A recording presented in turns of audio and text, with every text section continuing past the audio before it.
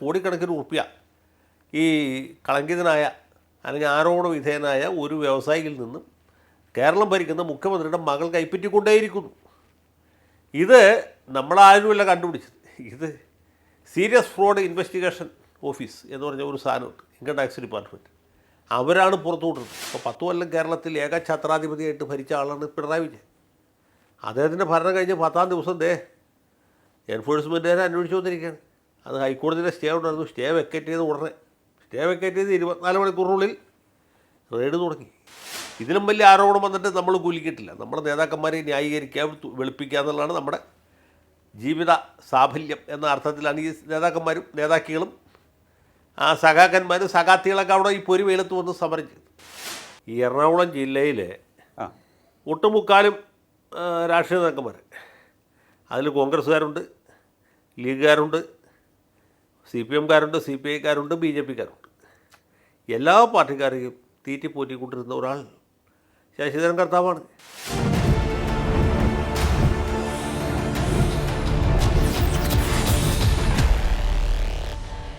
നമസ്കാരം. Talking point with advocate A. ജയശങ്കറിലേക്ക് സ്വാഗതം. CMRL Exalogic സാമ്പത്തിക ഇടപാടിലെ ക്രമക്കേട് സംബന്ധിച്ച് ED റെയ്ഡും അതിനുശേഷമുണ്ടായ അക്രമ സംഭവങ്ങളും ഇന്ന് കേരളത്തിൽ വലിയ രീതിയിൽ ചർച്ച ചെയ്തുകൊണ്ടിരിക്കുകയാണ്. ഈ വിഷയം CPM-നെ ഏത് തരത്തിലാണ് വരും ദിവസങ്ങളിൽ വേട്ടയാടാൻ പോകുന്നത്? ഈ വിഷയവുമായി ബന്ധപ്പെട്ട് അറസ്റ്റിലായവരുടെ ഭാവി എന്താകും? പിണറായി വിജയനും മകളും ഈ കേസുമായി ബന്ധപ്പെട്ട് വരും നാളുകളിൽ നേരിടാൻ പോകുന്ന അന്വേഷണം എത്രത്തോളം ശക്തമായിരിക്കും? പരിശോധിക്കാൻ നമുക്ക് നമ്മോടൊപ്പം ചേരുന്നു രാഷ്ട്രീയ നിരീക്ഷകൻ അഡ്വക്കേറ്റ് A. ജയശങ്കർ. നമസ്കാരം സാർ, ടോക്കിംഗ് പോയിന്റിലേക്ക് സ്വാഗതം. നമസ്കാരം. ED വിഷയം നമ്മൾ ഒരുപാട് നാളായി കേൾക്കുന്നതാണ്. മുഖ്യമന്ത്രി പദത്തിൽ നിന്നും പിണറായി വിജയൻ മാറി പ്രതിപക്ഷ നേതാവായി സ്ഥാനമേറ്റ് അധികം വൈകാതെ എൻഫോഴ്സ്മെൻറ്റ് ഡയറക്ടറേറ്റ് ഉദ്യോഗസ്ഥർ അദ്ദേഹത്തിൻ്റെ വീട്ടിലേക്ക് എത്തുകയാണ് മകൾക്കെതിരായ അന്വേഷണവുമായി ബന്ധപ്പെട്ടുള്ള പരിശോധനയ്ക്കായി. ഈ പരിശോധനയെ രാഷ്ട്രീയ പ്രേരിതം എന്നാണ് CPM നേതൃത്വം വിശേഷിപ്പിക്കുന്നത്. അതുമായി ഉണ്ടായിട്ടുള്ള തർക്കങ്ങളും കോലാഹലങ്ങളും അങ്ങയുടെ ശ്രദ്ധയിൽ പെട്ടിട്ടുണ്ടാകും. എങ്ങനെയാണ് അങ്ങ് ഈ വിഷയത്തെ വിലയിരുത്തുന്നത്? രാഷ്ട്രീയ പ്രേരിതം എന്ന് വേണമെങ്കിൽ പറയാം. അതിപ്പോൾ ആർക്കും ആരെക്കുറിച്ചും പറയാവുന്ന ഒരു കാര്യമാണ്. ഏത് കുറ്റവാളിക്കും ഇത് രാഷ്ട്രീയ പ്രേരിതമാണ്, അല്ലെങ്കിൽ മറ്റു തരത്തിൽ തൽപര കക്ഷികളുടെ കുപ്രചരണമാണ് എന്നൊക്കെ പറഞ്ഞ് തടിതപ്പം. പക്ഷേ അതിനൊന്നും വലിയ കഥയില്ല. ഈ കേസിൻ്റെ വസ്തുക്കൾ എല്ലാവർക്കും അറിവുള്ളതാണ്, പുതിയൊരു കാര്യമൊന്നുമല്ല. ഏതാണ്ട് 2 വർഷത്തോളമായിട്ട് നമ്മുടെ പൊതു ജനസമൂഹ മധ്യത്തിൽ ചർച്ച ചെയ്യപ്പെട്ടുകൊണ്ടിരിക്കുന്ന കാര്യമാണ് ഈ എക്സാലോജിക് എന്ന് പറഞ്ഞ കടലാസ് കമ്പനി. ഏതാണ്ട് 1 ലക്ഷം രൂപ മാത്രം പെയ്ഡപ്പ് ക്യാപിറ്റലുള്ള ഒരു സ്ഥാപനം. നമ്മുടെ മുഖ്യമന്ത്രിയുടെ വാക്കുകൾ വിശ്വസിക്കാമെങ്കിൽ അദ്ദേഹത്തിൻ്റെ ഭാര്യ ഒരു UP സ്കൂൾ അധ്യാപികയായിരുന്നു. സ്കൂളിൽ നിന്ന് പിരിഞ്ഞപ്പോൾ കിട്ടിയ DCRG computer value of pension കൂടി ചേർത്ത് മകൾക്ക് ഒരു വ്യവസായ സംരംഭം തുടങ്ങാനായിട്ട് കുറച്ച് പൈസ കൊടുത്തു. അതുകൊണ്ട് ഉണ്ടാക്കിയ കമ്പനിയാണ്. അപ്പോൾ ആ കമ്പനി എത്ര വലിയ സംഭവമെന്ന് മനസ്സിലായില്ല. റോക്ക് ഫെല്ലറൊന്നുമല്ല, അല്ലെങ്കിൽ ടാറ്റയോ ബിർളയോ അദാനിയോ അംബാനിയോ ഒന്നുമല്ല. ഒരു ചെറിയ സ്ഥാപനം. അവർ ചില കമ്പ്യൂട്ടർ സംബന്ധമായ സഹായങ്ങൾ ആളുകൾക്ക് ചെയ്യുന്നു, കൺസൾട്ടൻസി. അങ്ങനെ അവരുടെ കൺസൾട്ടൻസി സ്വീകരിച്ച പല സ്ഥാപനങ്ങളിൽ ഒരു സ്ഥാപനമാണ് CMRL. CMRL എന്ന് പറഞ്ഞാൽ വലിയ ഒരു സ്ഥാപനമാണ്.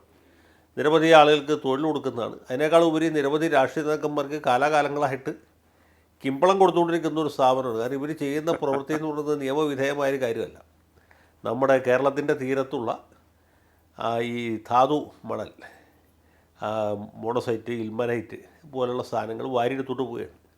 ഇത് ഇവർ സംസ്കരിക്കുന്നു എന്ന വ്യാജേന അതിന് ചില ഉൽപ്പന്നങ്ങൾ ഉണ്ടാക്കിയിട്ട് അത് വിദേശ കമ്പനികൾക്ക് കൊടുക്കുകയാണ്. വലിയ ലാഭമുള്ള ഏർപ്പാടാണ്. അപ്പോൾ ഈ ലാഭത്തിൻ്റെ പങ്ക് ഈ നാട്ടിലെ രാഷ്ട്രീയ നേതാക്കന്മാർക്കും അതുപോലെയുള്ള മറ്റു ആളുകൾക്കുമായിട്ട് അവർ വീതിച്ചു കൊടുക്കുന്നു. ചില മാധ്യമപ്രവർത്തകർക്കും കിട്ടിയിട്ടുണ്ട്, മാധ്യമ സ്ഥാപനങ്ങൾക്ക് കിട്ടിയിട്ടുണ്ട്, സമുദായ നേതാക്കന്മാർക്ക് കിട്ടിയിട്ടുണ്ട്, പലർക്കും കിട്ടിയിട്ടുണ്ട്.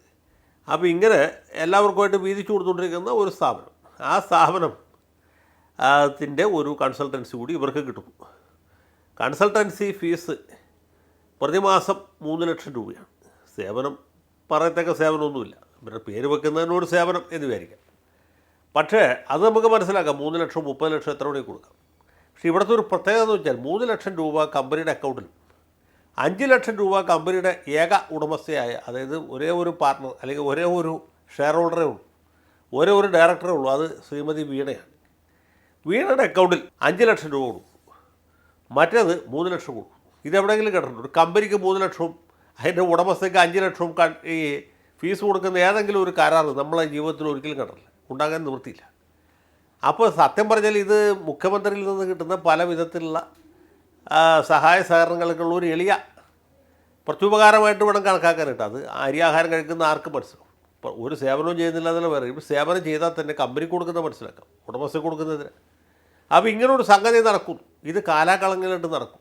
അങ്ങനെ കോടിക്കണക്കിന് ഉറുപ്പ്യ ഈ കളങ്കിതനായ അല്ലെങ്കിൽ ആരോപണ വിധേയനായ ഒരു വ്യവസായിയിൽ നിന്നും കേരളം ഭരിക്കുന്ന മുഖ്യമന്ത്രിയുടെ മകൾ കൈപ്പറ്റിക്കൊണ്ടേയിരിക്കുന്നു. ഇത് നമ്മളാരുമല്ല കണ്ടുപിടിച്ചത്. ഇത് സീരിയസ് ഫ്രോഡ് ഇൻവെസ്റ്റിഗേഷൻ ഓഫീസ് എന്ന് പറഞ്ഞ ഒരു സാധനമുണ്ട്, ഇൻകം ടാക്സ് ഡിപ്പാർട്ട്മെൻറ്റ്. അവരാണ് പുറത്തു വിടുന്നത്. അവരുടെ റിപ്പോർട്ടിൽ നിന്നാണ് നമ്മളറിയുന്നത്. ഇത് CMRLൻ്റെ ഉദ്യോഗസ്ഥന്മാർ അംഗീകരിക്കുകയും പറയത്തക്ക യാതൊരു സേവനവും വീണയിൽ നിന്ന് കിട്ടിയിട്ടില്ല അല്ലെങ്കിൽ എക്സാലോജിക്കിൽ നിന്ന് കിട്ടിയിട്ടില്ല എന്ന് അവിടെ സമ്മതിക്കുകയും അതിൻ്റെ അടിസ്ഥാനത്തിൽ അവർ ചുമത്തിയ പിഴ അടയ്ക്കുകയും ചെയ്തു. അപ്പോൾ സംഗതി എസ്റ്റാബ്ലിഷ്ഡാണ്. കാശ് കിട്ടിയെന്നുള്ള അഡ്മിറ്റഡാണ്, അതിന് പിഴ കൊടുക്കി എന്നുള്ളത് അംഗീകരിക്കപ്പെട്ട കാര്യമാണ്. പിന്നെ എന്താ ബാക്കിയുള്ളത്? പിന്നെ മറ്റ് പല നേതാക്കന്മാരുടെ പേര് ഇതിനകത്തുണ്ട്. അവരുടെ കണക്കിലുണ്ട്. PV ഉണ്ട്, RC ഉണ്ട്, OC ഉണ്ട്, മറ്റേ KK ഉണ്ട്, മറ്റ് പലതും ഉണ്ട്. ഓരോരുത്തരും പണം വാങ്ങിയിട്ടുണ്ട്. ഇപ്പോൾ രമേശ് ചെന്നിത്തലയും കുഞ്ഞാലിക്കുട്ടിയൊക്കെ പറഞ്ഞല്ലോ, ഞങ്ങൾ പാർട്ടിയുടെ ആവശ്യത്തിനാണ് പണം കൈപ്പറ്റി, സ്വന്തം ആവശ്യത്തിനല്ല. ഒരുപാട് പേരുടെ പേരുണ്ട്. ആ ലിസ്റ്റ് എൻ്റെ കയ്യിലുണ്ട്. കേരളത്തിലെ നമ്മൾ അറിയപ്പെടുന്നവർ അറിയപ്പെടാത്തവർ ഒരുപാട് നേതാക്കന്മാരുണ്ട്. ഇപ്പോൾ എൻ്റെ വീട് ആലുവയിലായതുകൊണ്ട് ഈ പ്രാദേശിക നേതാക്കന്മാർ ഏറെക്കുറെ എല്ലാവരും ഉണ്ട്. BJPയുടെ നേതാക്കന്മാരുണ്ട്, CPIയുടെ ഉണ്ട്, CPMൻ്റെ ഉണ്ട്, RSPയുടെ ഉണ്ട്, കോൺഗ്രസിൻ്റെ എല്ലാ ഗ്രൂപ്പുകാരും ഉണ്ട്, ലീഗുകാരും ഉണ്ട്. കേരള കോൺഗ്രസ്സുകാരുടെ പേരങ്ങനെ കണ്ടില്ല. അപ്പോൾ ഇങ്ങനെ സാർവത്രികമായിട്ട് കൈ അയച്ച് സംഭാവന കൊടുത്തുകൊണ്ടിരിക്കുന്നതാണ്. 5 ലക്ഷം മേടിച്ചവരുണ്ട്, 3 ലക്ഷം മേടിച്ചവരുണ്ട്, 10 ലക്ഷം മേടിച്ചവരുണ്ട്. അതൊക്കെ കാശിൻ്റെ ആവശ്യമനുസരിച്ച് ഓരോരുത്തർ മേടിക്കുന്നത്. പിണറായി വിജയൻ എന്ന പേരിൽ തന്നെ കൊടുത്തിട്ടുണ്ട്. PV കൂടാതെ PV വേറെ ഉണ്ട്. പിണറായി വിജയൻ എന്ന് നീട്ടി വലിച്ചെഴുതിയ പേജും അതിൻ്റെ അകത്തുണ്ട്. അപ്പോൾ ഇങ്ങനെയൊക്കെയുള്ള ഒരുപാട് സംഗതികൾ നടക്കുന്നുണ്ട്. അതിനിടയിലാണ് സവിശേഷമായൊരു പ്രത്യേകത. ഈ മുഖ്യമന്ത്രിയുടെ മകളുടെ സ്ഥാപനത്തിന് കൺസൾട്ടൻസി കരാർ കൊടുക്കുക.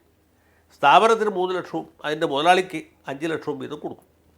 അപ്പോൾ ഇത് പുറത്ത് വന്നപ്പോൾ അദ്ദേഹത്തിന് യാതൊരു ന്യായീകരണവുമില്ല, യാതൊരു നീതീകരണവുമില്ല.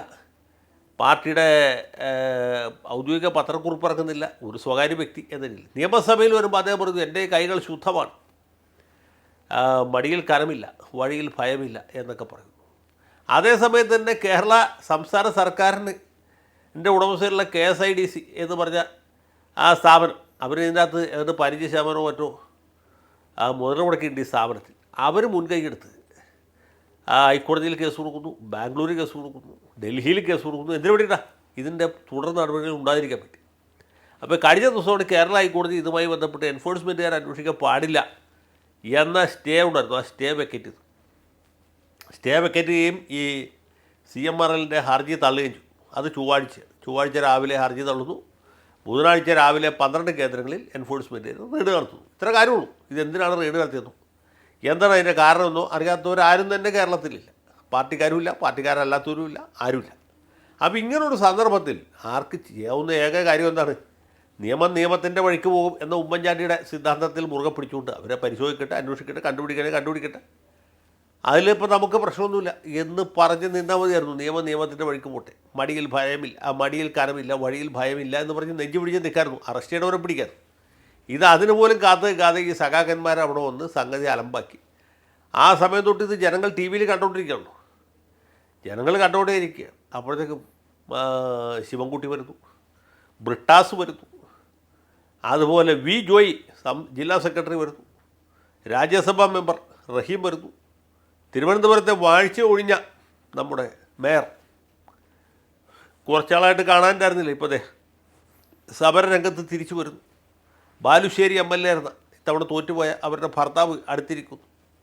എല്ലാവരും വളരെ ഊർജിതമായി മുദ്രാവാക്യങ്ങൾ വിളിക്കുന്നു. ഇത് കാണുന്നവർ, ടെലിവിഷനിൽ കാണുന്നവർ, നേരിട്ട് കാണുന്നവരൊക്കെ ചിരിക്കുന്നു. എന്തിനു വേണ്ടിയിട്ടാണ് ഈ സമരാഭാസം, ഈ സമര കോപ്രായം നടത്തുന്നത് എന്നെല്ലാവർക്കും അറിയാമല്ലോ. അപ്പോൾ കണ്ടവരൊക്കെ പുച്ഛിക്കുന്നു, പരിഹസിക്കുന്നു. പക്ഷേ അവർക്ക് കുഴപ്പമില്ല. അവരെ സംബന്ധിച്ചിടത്തോളം ഉറക്കെട്ട തൊലിയാണ്. ഇതിലും വലിയ പെരുന്നാൾ വന്നിട്ട് വാപ്പ പള്ളി പോയിട്ടില്ല എന്ന് പറഞ്ഞ പോലെ ഇതിലും വലിയ ആരോപണം വന്നിട്ട് നമ്മൾ കുലുക്കിയിട്ടില്ല. നമ്മുടെ നേതാക്കന്മാരെ ന്യായീകരിക്കുക, വെളുപ്പിക്കുക എന്നുള്ളതാണ് നമ്മുടെ ജീവിത സാഫല്യം എന്ന അർത്ഥത്തിലാണ് ഈ നേതാക്കന്മാരും നേതാക്കികളും സഖാക്കന്മാരും സഖാത്തികളൊക്കെ അവിടെ ഈ പൊരി വെയിലത്ത് വന്ന് സമരം ചെയ്തു. അപ്പോൾ ഇങ്ങനെ ഒരു ആഭാസം നടത്തിയത് കൊണ്ട് എന്ത് നേട്ടമുണ്ടായി എന്ന് ചോദിച്ചാൽ മുഖം കൂടുതൽ വികൃതമായി. അതല്ലേ വിശേഷമുള്ളൂ. അതുമാത്രമേ വിശേഷമുള്ളൂ. തെരഞ്ഞെടുപ്പിൽ തോറ്റ് ആകെ മുഖം നഷ്ടപ്പെട്ട അവസ്ഥയിലാണ്. അങ്ങനെ ഇരിക്കുന്ന സമയത്ത് ഈ അതിൻ്റെ പുറത്ത് ഒരെണ്ണം കൂടി വന്നു. ഈ മോങ്ങാനെന്ന നായുടെ തലയിൽ തേങ്ങ വിടുന്നു പറഞ്ഞ പോലെ. അപ്പോൾ അതിൻ്റെ ഒരു മോങ്ങലും കൂടി ഉണ്ടായി. മോങ്ങൽ ധീരവിലാപമായിട്ട് മാറി. എന്നിട്ട് ഒരു നേതാവ് ഇവിടെ എന്താണ് വെല്ലുവിളി മുഴക്കുന്നത് കേട്ടു. ഇത് അക്രമമൊന്നുമല്ല, അക്രമം എന്ന് വെച്ചാൽ ഇതൊന്നുമല്ല. ഞങ്ങളുടെ പാർട്ടിയുടെ അക്രമം എന്ന് വെച്ചാൽ ഒരാൾ 51 വെട്ടുവെട്ടി കൊല്ലുന്നത്, അല്ലെങ്കിൽ ഓടിപ്പോകുന്ന KSRTC ബസ് തടഞ്ഞു നിർത്തി അതിൻ്റെ അകത്ത് പെട്രോൾ ഒഴിച്ച് യാത്രക്കാരുടെയൊക്കെ കത്തിക്കുന്നത്, ഇങ്ങനെയൊക്കെയുള്ള പരിപാടികളാണ് ഞങ്ങൾ സ്പെഷ്യലൈസ് ചെയ്യുന്നത്. ഇതൊന്നും ഒരു അഴിമതി, ഒരു അക്രമമൊന്നുമല്ല എന്ന് ന്യായീകരിക്കുന്നത് കിട്ടും.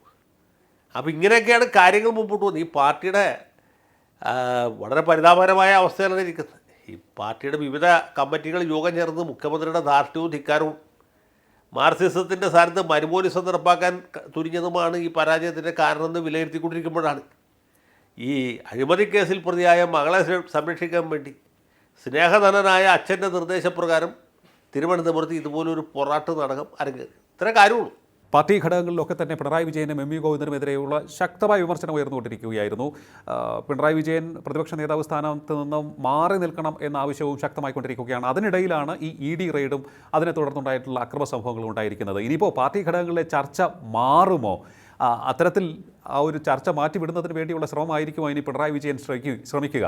അല്ല, പുള്ളി അങ്ങനെ വിചാരിച്ചാലും ഒരു പക്ഷേ അവരുടെ പാർട്ടികൾ അത്ര വിവിധ കമ്മിറ്റികൾ മുഖ്യമന്ത്രിയോട് ഐക്യദാർഢ്യം പ്രഖ്യാപിക്കാം. ഇപ്പോൾ CPIയും ജനതാദളും അതുപോലെ കോൺഗ്രസ് എസും ഒക്കെ ഐക്യദാർഢ്യം പ്രഖ്യാപിച്ചിട്ടുണ്ട്. ജോസ് കെ മാണിയുടെ പാർട്ടിയൊക്കെ ഐക്യദാർഢ്യം പ്രഖ്യാപിച്ചിട്ടുണ്ട്. പക്ഷേ ഈ ഐക്യദാർഢ്യത്തിലൊക്കെ വല്ല ആത്മാർത്ഥമുണ്ടോ എന്നുള്ള വേറെ ചോദ്യമാണ്. അവരും ഉള്ളാലച്ചിരിക്കുന്നുണ്ടാവും ഇദ്ദേഹത്തിൻ്റെ ഇപ്പോഴത്തെ അവസ്ഥ കണ്ടിട്ട്.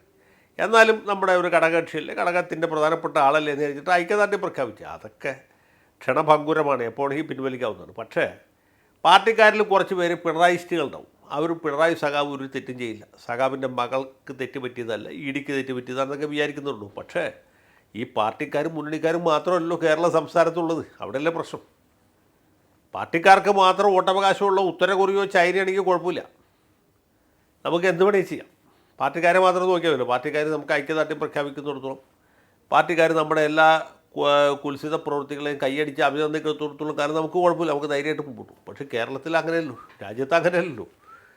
ഈ രാജ്യത്തെ ആളുകൾക്ക് എല്ലാവർക്കും വോട്ടവകാശമുണ്ടല്ലോ, സാർവത്രികമായ വോട്ടവകാശമുണ്ട്. അതുകൊണ്ടല്ലേ ഇത് കഴിഞ്ഞ തെരഞ്ഞെടുപ്പിൽ തോറ്റുപോയത്. പാർട്ടിക്കാർക്ക് മാത്രം വോട്ടവകാശമുള്ളൂവെങ്കിൽ പിണറായി വിജയൻ കൽപ്പാത്ത കാലത്തോളം കേരളം മുഖ്യമന്ത്രിയായിട്ട് തന്നെ. പക്ഷേ അങ്ങനെയല്ല, നാട്ടുകാർക്ക് വോട്ടവകാശമുണ്ട്. അതുകൊണ്ടാണ് വലിയ തിരിച്ചടി ഉണ്ടായത്, 35 സീറ്റിൽ ഒതുങ്ങിയത്. അതുകൊണ്ടാണ് ധർമ്മടത്ത് പോലും ആദ്യത്തെ 6 റൗണ്ടിൽ പുള്ളി വെള്ളം കുടിച്ചത്. അപ്പോൾ ഇങ്ങനൊരു സംഗതി ഇവിടെ ഉള്ളതാണ് യഥാർത്ഥത്തിൽ പ്രശ്നം. അല്ലെങ്കിൽ പിന്നെ മറ്റുള്ളവരുടെ വോട്ടവകാശം ക്യാൻസൽ ചെയ്ത് കാണും, റദ്ദാക്കി കാണും. നിങ്ങൾക്ക് വോട്ടവകാശമില്ല, ഞങ്ങളുടെ പാർട്ടിക്കാർക്ക് മാത്രം വോട്ടവകാശമുള്ളൂ, ഞങ്ങൾ മാത്രം വോട്ട് ചെയ്ത് ഞങ്ങൾ തന്നെ ആളുകളെ വിജയിപ്പിക്കുന്ന ഒരു സോഷ്യലിസ്റ്റ് ഭരണക്രമമാണ് ഇവിടെ നടപ്പാക്കാൻ പോകുന്നത് പറഞ്ഞാൽ കുഴപ്പമില്ല. പക്ഷെ അങ്ങനെ അല്ലാത്തൊരുത്തോളം കാലം, പൊതുജനങ്ങൾക്ക് വോട്ടുള്ളടത്തോളം കാലം അത് വിപരീത ഫലമേ ഉണ്ടാക്കിയുള്ളൂ. ഓക്കെ. അല്ല, അതിനിടയിലാണ് നമ്മൾ ഈ കോടിയേരി ബാലകൃഷ്ണൻ്റെ മകൻ്റെ വിഷയം കൂടി ഉയർത്തി കാണിക്കേണ്ടതെന്ന് തോന്നുന്നു. ഇതേ വിഷയത്തിൽ പിണറായി വിജയൻ അന്ന് മുഖ്യമന്ത്രിയായിരുന്നപ്പോൾ സ്വീകരിച്ചത് തീർത്തും ഒരു ഇനാക്റ്റീവായി ഈ ഒരു വിഷയത്തിൽ യാതൊരു പ്രതിഷേധം ഉയർത്തുന്നത് പോലും അന്ന് നമ്മൾ കണ്ടില്ല. അന്വേഷണത്തിൻ്റെ വഴിക്ക് പോകട്ടെ എന്ന നിലപാടാണ് അന്ന് അദ്ദേഹം സ്വീകരിച്ചത്. അതും ഇപ്പോൾ ചർച്ചയാവുന്നുണ്ടെന്ന് തോന്നുന്നു, അല്ലേ? അതെ, കോടിയേരി ബാലകൃഷ്ണൻ്റെ മകൻ്റെ പേരിൽ നടപടി ഉണ്ടായി, പോലീസ് അന്വേഷിക്കട്ടെ എന്ന് പറഞ്ഞു. പോലീസ് ഇദ്ദേഹം അന്വേഷിക്കേണ്ടെന്ന് പറഞ്ഞാൽ രക്ഷയില്ല, കാരണം കർണാടക പോലീസാണ്. കർണാടക പോലീസ് കോടിയേരി ബാലകൃഷ്ണൻ്റെ മകൻ ബിനേഷ് കോടിയേരി അറസ്റ്റ് ചെയ്തു. അദ്ദേഹം കുറച്ചു കാലം പരപ്പന അഗ്രഹാര ജയിലിൽ സർക്കാരിൻ്റെ ആതിഥ്യം അനുഭവിച്ച് അവിടെ ജീവിക്കുന്നു, 2 കൊല്ലത്തോളം കിടന്നു. അപ്പോൾ ഇത് ഈ മകൻ്റെ പേരിൽ വന്ന ആരോപണം പാർട്ടി സെക്രട്ടറിക്ക് കൂടി അപമാനമാണ് എന്ന് തോന്നിയുകൊണ്ട് അദ്ദേഹത്തെ കൊണ്ട് പാർട്ടി നിർബന്ധിച്ച് അവധിയെടുപ്പിക്കും. അദ്ദേഹം പാർട്ടി സെക്രട്ടറി സ്ഥാനത്ത് നിന്ന് മാറി നിൽക്കും, ചുമതല വിജയരാഘവൻ സഖാവിനെ ഏൽപ്പിക്കും. അങ്ങനെയാണ് സംഭവിച്ചത്. അത് കഴിഞ്ഞ് അദ്ദേഹം പാർട്ടി ഈ ബിനീഷ് കോടിയേരി ജാമ്യം കെട്ടി പുറത്തു വന്നതിന് ശേഷമാണ് ബാലകൃഷ്ണൻ സഖാവ് വീണ്ടും പാർട്ടി സെക്രട്ടറിയുടെ ചുമതല ഏറ്റെടുത്ത്. പിന്നെ അധികം വൈകാതെ അദ്ദേഹം മരിച്ചു എന്നുള്ളതാണ് ചരിത്രം. അപ്പോൾ ഇങ്ങനെയൊക്കെയുള്ള ചരിത്രങ്ങൾ പാർട്ടിയിലുണ്ട്. വേറെ പല നേതാക്കന്മാർക്കെതിരെ വെറും സംശയത്തിൻ്റെ അടിസ്ഥാനത്തിൽ നടപടിയെടുത്ത് പുറത്താക്കിയ പാർട്ടിയല്ലേ. ചാത്തുണ്ണി മാസ്റ്റർ എന്ന് പറഞ്ഞ വലിയൊരു നേതാവുണ്ടായിരുന്നു, K. ചാത്തുണ്ണി മാസ്റ്റർ. EMSും AKG കഴിഞ്ഞാൽ പിന്നെ മലബാർ ഭാഗത്ത് ഏറ്റവും ഗംഭീരനായ നേതാവായിരുന്നു. അദ്ദേഹത്തെ എങ്ങനെ പാർട്ടിയിൽ നിന്ന് പുറത്താക്കിയത്? എന്തിനാണ് പുറത്താക്കിയത്? വളരെ നിസ്സാരമായ ഒരു സാമ്പത്തിക ആരോപണം ഉന്നയിച്ച് അദ്ദേഹത്തിൻ്റെ പ്രതിച്ഛായ തകർക്കി അദ്ദേഹത്തെ പാർട്ടിയിൽ നിന്ന് പുറത്താക്കി. അദ്ദേഹം പിന്നെ അധികം വൈകാതെ മരിച്ചു എന്നുള്ളതാണ്. അപ്പോൾ അങ്ങനെ ഒരുപാട് ആളുകളെ പുറത്താക്കുകയും അവരുടെയൊക്കെ ശാപം ഈ പാർട്ടിയുടെ തലയ്ക്കും മീതെ ഇങ്ങനെ നിൽക്കുകയും ചെയ്യുന്നുണ്ട്. ഇതൊക്കെ ആളുകൾ അനുഭവിച്ചിട്ടല്ലേ പോകാൻ പറ്റുള്ളൂ. അതുകൊണ്ടാണ് ഇപ്പോൾ 10 കൊല്ലം കേരളത്തിൽ ഏക ഛത്രാധിപതിയായിട്ട് ഭരിച്ച ആളാണ് പിണറായി വിജയൻ. അദ്ദേഹത്തിൻ്റെ ഭരണം കഴിഞ്ഞ് 10-ാം ദിവസം എൻഫോഴ്സ്മെൻറ്റുകാരെ അന്വേഷിച്ചു വന്നിരിക്കുകയാണ്. അത് ഹൈക്കോടതിയിലെ സ്റ്റേ ഉണ്ടായിരുന്നു. സ്റ്റേ വെക്കേറ്റ് ചെയ്ത് ഉടനെ വെക്കേറ്റ് ചെയ്ത് 24 മണിക്കൂറിനുള്ളിൽ റെയ്ഡ് തുടങ്ങി. അപ്പോൾ ഇതാണ് സംഗതി. ഇതൊക്കെ ഒരുപാട് കാലം ആളുകളെ പറ്റിച്ച് മുന്നോട്ട് പോകാൻ പറ്റുകയില്ല. ഈ മാർക്സിസം ലെനിനിസത്തിൻ്റെ പേരിൽ ഇദ്ദേഹത്തിൻ്റെ സ്വേച്ഛാധിപത്യവും മരുമോനിസവും നടപ്പാക്കാൻ ശ്രമിച്ചു. അതുകൊണ്ടാണ് പാർട്ടി ഇങ്ങനെ ആയിപ്പോയത്. അതിന് പാർട്ടിക്കകത്തുള്ള കുറേ ആളുകളിങ്ങനെ ജയ പാടി. പക്ഷേ പൊതുജനങ്ങളെ മുഴുവനും പറ്റിക്കാൻ പറ്റുകയില്ല എന്നുള്ളത് കുറച്ച് കഴിഞ്ഞപ്പോൾ മനസ്സിലായി, വ്യക്തമായി. അതാണ് ഇപ്പോൾ സംഭവിച്ച് പാർട്ടി ഇപ്പോൾ 35ലേക്ക് ഒതുങ്ങി നിൽക്കുന്നത്. അപ്പോൾ ഇതാണ് ഇവിടെ പൊതുവിൽ സാമാന്യമായിട്ട് സംഭവിച്ചുകൊണ്ടിരിക്കുന്നത് എന്ന് നമുക്ക് പറയാം. സർ, ഇപ്പോൾ ഇത് വെളുക്കാൻ തേച്ചത് പാണ്ടാകും എന്നൊരവസ്ഥയിലേക്കാണോ കാര്യങ്ങൾ പോകുന്നത്? ഈ അക്രമ പ്രതിഷേധ രീതി അത് വളരെ സീരിയസ് ആയിട്ടാണ് ഇ ഡി എടുത്തിരിക്കുന്നതെന്ന് തോന്നുന്നു. ഇനിയിപ്പോൾ അന്വേഷണം കൂടുതൽ കടുപ്പിച്ചേക്കുമെന്നും അറിയുന്നുണ്ട്. വീണ വിജയനെതിരെ ഇനി കൂടുതൽ കുരുക്ക് വേഗത്തിൽ മുറുക്കാനുള്ള സാധ്യതയാണോ കാണുന്നത് അങ്ങ് ഈ കേസുമായി ബന്ധപ്പെട്ട്? അല്ല, എൻഫോഴ്സ്മെൻറ്റുകാർ ഈ വിഷയത്തിൽ വളരെ താല്പര്യത്തോട്ടാണ് നിൽക്കുന്നതെന്നുള്ള കാര്യം വ്യക്തമുള്ളൂ. കാരണം ചൊവ്വാഴ്ച സ്റ്റേ വെക്കേറ്റ് ചെയ്തു. ബുധനാഴ്ച കാലത്തെ 24 മണിക്കൂർ തികയുന്നതിന് മുമ്പ് റെയ്ഡ് നടന്നു. അപ്പോൾ അവർ രണ്ട് കൽപ്പിച്ചാണ്. പിന്നെ ഈ തിരുവനന്തപുരത്തുള്ള ഏതാനും ലുച്ചാന്മാർ കല്ല് വലിച്ചെറിഞ്ഞുകൊണ്ടോ അല്ലെങ്കിൽ കാറിൻ്റെ ചില്ല് തല്ലി പൊട്ടിച്ചുകൊണ്ടോ പിന്തിരിഞ്ഞ് പോകുന്നവരല്ലല്ലോ എൻഫോഴ്സ്മെൻറ്റുകാർ. അങ്ങനെ ഒരു തെറ്റിദ്ധാരണ വേണ്ട. അവർ രണ്ടും കൽപ്പിച്ച് രംഗത്തിറങ്ങിയിട്ടുണ്ടെങ്കിൽ അവർ അതിന് രണ്ടിലൊന്ന് കണ്ടിട്ടേ തിരിച്ചു പോകും. അപ്പോൾ അങ്ങനെ ഒരു സാഹചര്യം നിലനിൽക്കുകയാണ്. അനാവശ്യമായിട്ട് ഈ എൻഫോഴ്സ്മെൻറ്റുകാരെ പ്രകോപിപ്പിക്കുക കുടിച്ചു. അത് ചെയ്തുകൊണ്ട് പൊളിറ്റിക്കലായിട്ട് വല്ല മൈലേജ് ഉണ്ടായോ? അതുകൊണ്ടില്ല. ആളുകളെ കൂടുതൽ വെറുപ്പിച്ചു എന്ന് മാത്രമല്ല, CPM-കാർ എന്ത് ചെയ്യാൻ പഠിക്കാത്ത ഗുണ്ടകളാണ് എന്നൊരു മെസ്സേജ് കേരളത്തിൽ മാത്രമല്ല അഖിലേന്ത്യാ അടിസ്ഥാനത്തിൽ കൂടി ഉണ്ടായി. ഇത് മറ്റേ വാർത്താ ചാനലുകളൊക്കെ സംപ്രേഷണം ചെയ്തുകൊണ്ടിരിക്കുകയാണ്. ഏഷ്യാനെറ്റ്, മാതൃഭൂമി, മനോരമ മാത്രമല്ല, നാഷണൽ ചാനലുകളടക്കം ഈ ഇവരുടെ കോപ്രായം, ഈ പൊറാട്ട് നാടകം കണ്ടുകൊണ്ടിരിക്കുകയാണ്. അപ്പോൾ CPM-നെ കുറിച്ച് പൊതുവേ ഉള്ളൊരു ധാരണ എങ്ങനെയായിരിക്കും അതാലോചിക്കട്ടെ. അപ്പോൾ ഈ രീതിയിലുള്ള സംഭവങ്ങളാണ് ഇവിടെ നടന്നുകൊണ്ടിരിക്കുന്നത്. ഇടതുപക്ഷക്കാർ, പ്രത്യേകിച്ച് CPM, അവരുടെ തന്നെ കുഴി തോണ്ടിക്കൊണ്ടിരിക്കുകയാണ്. അതാണ് നമുക്കിപ്പോൾ ചുരുക്കി പറയാവുന്ന ഒരു കാര്യം. ഈ അക്രമസമരം അത് പ്രത്യേകിച്ച് കേന്ദ്ര ഏജൻസി ഉദ്യോഗസ്ഥർക്കെതിരെ നടക്കുമ്പോൾ അതുമായി ബന്ധപ്പെട്ടുള്ള നിയമ നടപടികൾ കൂടുതൽ ഗുരുതരമായിരിക്കുമോ? അത് തീർച്ചയായിട്ടും അവർ അത് നിസ്സാരമായിട്ടൊന്നും തള്ളിക്കളയുന്ന ഞാൻ വിചാരിക്കുന്നില്ല. വളരെ കർക്കശമായ ഒരു നിലപാടിലേക്ക് പോയേക്കും. മാത്രമല്ല, ഇത് മുഖ്യമന്ത്രിയുടെ മകളെ ചോദ്യം ചെയ്യാൻ, ഒരു പക്ഷേ മുൻ മുഖ്യമന്ത്രിയെ തന്നെ ചോദ്യം ചെയ്യാനും അവരുടെ ഭർത്താവിനെ ചോദ്യം ചെയ്യാനൊക്കെയുള്ള സാധ്യതയുണ്ട്. ഇത് ഓരോന്നും ഇതുപോലെ ഓരോ ആഘോഷമാക്കി കൊണ്ടെടുക്കേണ്ടവരുള്ളൂ. അവിടെയുള്ള പ്രശ്നം. അല്ല, ഇതുമായി ബന്ധപ്പെട്ട് മുഖ്യമന്ത്രിയുടെ മൗനത്തെക്കുറിച്ച് എല്ലാവരും വിമർശനം ഉന്നയിച്ചിരുന്നു. അദ്ദേഹം പറഞ്ഞു, ഇന്ന് അദ്ദേഹം അതുമായി ബന്ധപ്പെട്ടുള്ള കാര്യങ്ങൾ മുഖ്യമന്ത്രി മറുപടി പറഞ്ഞിരിക്കുകയാണ്. അതായത് താൻ ഇത്തരത്തിൽ മൗനം പാലിച്ചതല്ല, ഇതുമായി ബന്ധപ്പെട്ടുള്ള അന്വേഷണം കേന്ദ്രം തീരുമാനിക്കുന്നതാണ്, സംസ്ഥാനത്തെ അറിയിക്കാറില്ല, ആൾക്കൂട്ടം കണ്ട് പോലീസിനെ അയച്ചതാണ് എന്നാണ് അദ്ദേഹം പറഞ്ഞിരിക്കുന്നത്. ഒപ്പം തന്നെ ഇതുമായി ബന്ധപ്പെട്ട് ഉയർന്നു കേൾക്കുന്നത് പല മുതിർന്ന കോൺഗ്രസ് നേതാക്കളുടെയും പേരുകൾ കരിമണൽ കർത്തായുടെ കണക്ക് പുസ്തകത്തിൽ ഉണ്ട് എന്നാണ്. അത് ഏതെങ്കിലും തരത്തിൽ ഇപ്പോൾ ഉയർന്നു വരാനുള്ള സാധ്യത ഉണ്ടാകുമോ?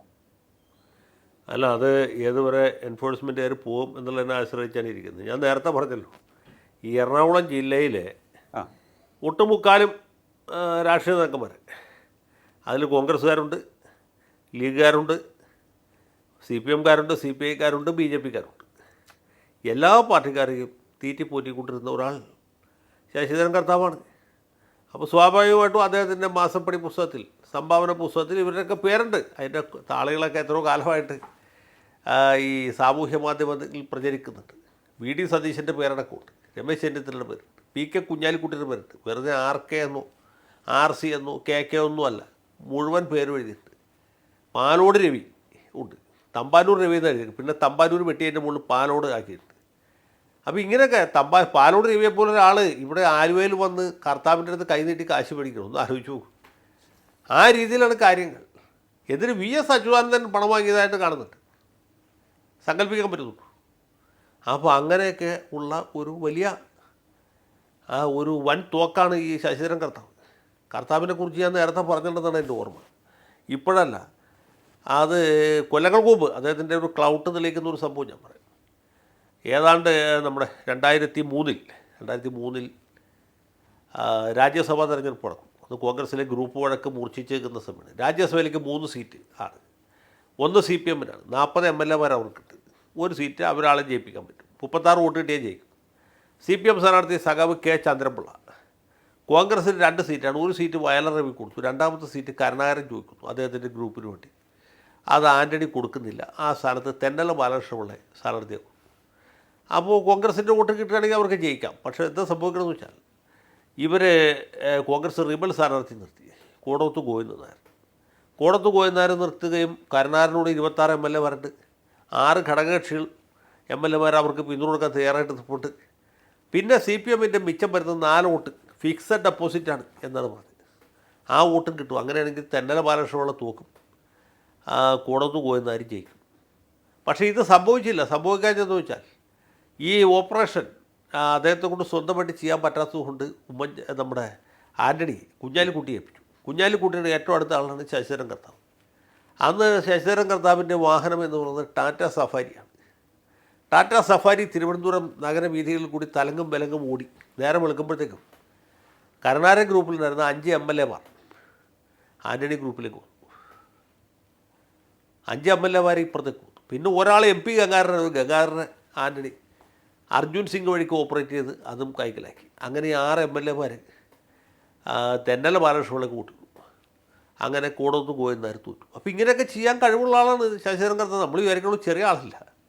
കർത്താവിൻ്റെ കർമ്മത്തിൻ്റെ അടിസ്ഥാനത്തിലാണ് ഒരു സ്ഥാനാർത്ഥി. നമ്മുടെ VM സുധീരൻ ചെറിയ ആളല്ലല്ലോ. VM സുധീരനെ ആലപ്പുഴയിൽ തോൽപ്പിച്ചത് കർത്താവിൻ്റെ ചില കൈകളായിരുന്നു. അതിൽ ഈ തെരഞ്ഞെടുപ്പ് കമ്മിറ്റിയിൽ നിന്ന് ഓരോരുത്തരായിട്ട് പൈസ കൊടുത്ത് പിൻവലിപ്പിച്ച് രാജിവെപ്പിച്ചു. അപ്പോൾ പേപ്പർ എടുത്ത് നോക്കുന്നവർ ഒരു ദിവസം കാലത്ത് പേപ്പർ കേരള കൗമുദി എടുത്ത് അല്ലെങ്കിൽ മറ്റേ മാതൃഭൂമി എടുത്ത് നോക്കിയാൽ കാണുന്നത് UDF അല്ല ഇയാളുടെ VM സുധീരൻ്റെ തെരഞ്ഞെടുപ്പ് കമ്മിറ്റിയിൽ നിന്ന് രാജിവെച്ചു. ഇവർ വലിയ ഭാരവാഹികളൊന്നും ആയിരിക്കില്ല, എന്നാലും തെരഞ്ഞെടുപ്പ് കമ്മിറ്റിയിൽ നിന്ന് സ്വയം രാജിവെച്ചു. അപ്പോൾ അമ്പലപ്പുഴയിൽ രാജിവെക്കുന്നു, ഹരിപ്പാട്ടിൽ രാജിവെക്കുന്നു, ആലപ്പുഴയിൽ രാജിവെക്കുന്നു, അരൂർ രാജിവെക്കുന്നു. ഇപ്പം പത്രം വായിക്കുന്നവർക്ക് കിട്ടുന്ന ഒരു ഇമ്പ്രഷൻ എന്ന് വെച്ചാൽ ഇയാളുടെ തെരഞ്ഞെടുപ്പ് കമ്മിറ്റിയിലുള്ള എല്ലാവരും രാജിവെച്ച് പോയി എന്നുള്ളതാണ്. സത്യത്തിൽ അങ്ങനെയൊന്നും സംഭവിക്കുന്നില്ല.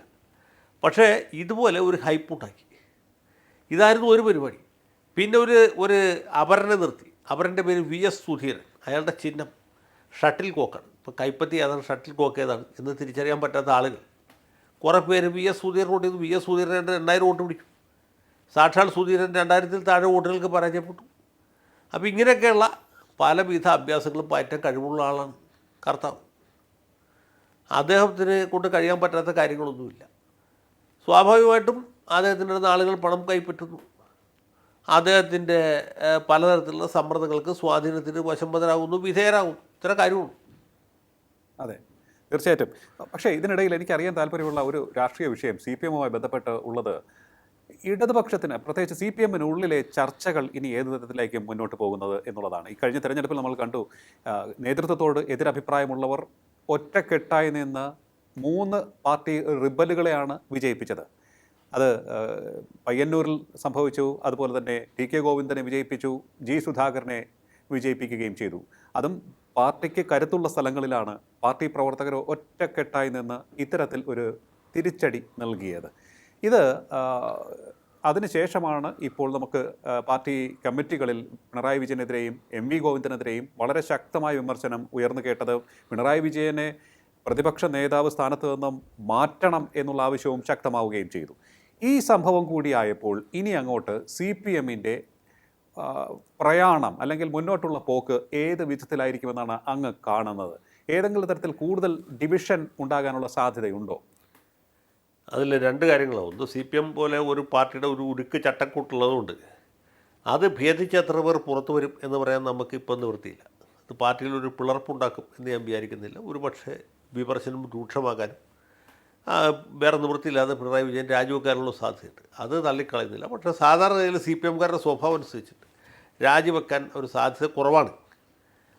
അവർ കൺഫ്രണ്ടേഷനിലേക്ക് തന്നെ പോകും. മാത്രമല്ല, ഇപ്പോൾ ഭരിക്കുന്നത് കോൺഗ്രസ് മിനിസ്ട്രി ആയതുകൊണ്ട് അവർ പോലീസ് സ്റ്റേഷനിൽ കയറി പോലും ഗുണ്ടായുസം കാണിക്കാൻ മടിക്കുകയില്ല. അപ്പോൾ ഇതാണ് ഇവിടെ സംഭവിക്കാൻ പോകുന്നത്. ഈ ഗുണ്ടായിസം ആണ് വലിയൊരു വിഷയം സാർ. ഈ കൊച്ചു കുട്ടികളെ പോലും, അതായത് SFI DYFI പ്രവർത്തകരെ പോലും അക്രമ സംഭവങ്ങളിലേക്ക് തള്ളിവിടുന്ന നേതാക്കളുടെ പ്രകോപനപരമായിട്ടുള്ള സംസാരം നമ്മൾ പലകുറി ഈ അടുത്ത ദിവസങ്ങളിൽ തന്നെ കേട്ട് കഴിഞ്ഞു. ഇത്തരത്തിൽ തെറ്റായ വഴിയിലേക്ക് യുവജനങ്ങളെ നയിച്ചുകൊണ്ട് അക്രമ സംഭവങ്ങൾ അഴിച്ചുവിട്ടുകൊണ്ട് ഇവർക്ക് വളരാൻ സാധിക്കുമോ?